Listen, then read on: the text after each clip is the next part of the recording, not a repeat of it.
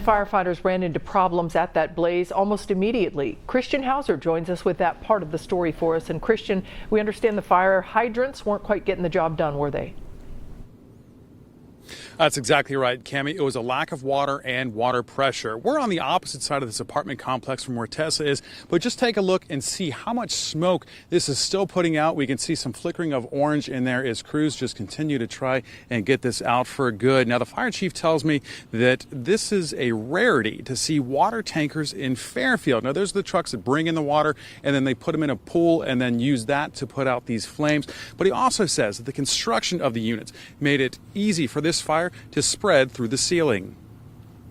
Jahliah Pepper was with her mom when the fire broke out. Well, we saw the smoke first, and then when we came out last, we saw the flames. And then my mom's friend came to pick us up. Crews got the call around 2:45 today. Fairfield Fire Chief Bennett says someone was cooking and left the building.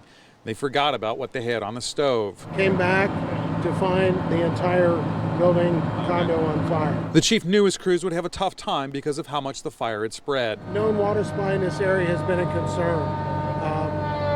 Normal fires are sufficient amount, but when we need to flow 4,000 to 5,000 gallons a minute, it's just not going to sustain our operations. Tanker trucks were brought in to feed the hoses battling the fire. A water line to this hydrant busted once crews got here. Neighbors started to hear about the water issues. That was kind of worrying me because of the fact that it was so long and the fire was still so strong.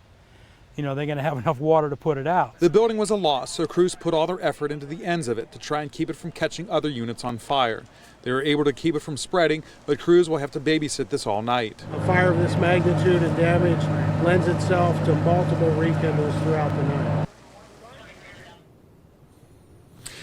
The chief tells me that once this fire got into that ceiling and into the roof, there was no way his crews could go in and and risk going inside to try and put this out. They just had to let it burn and battle it from the outside.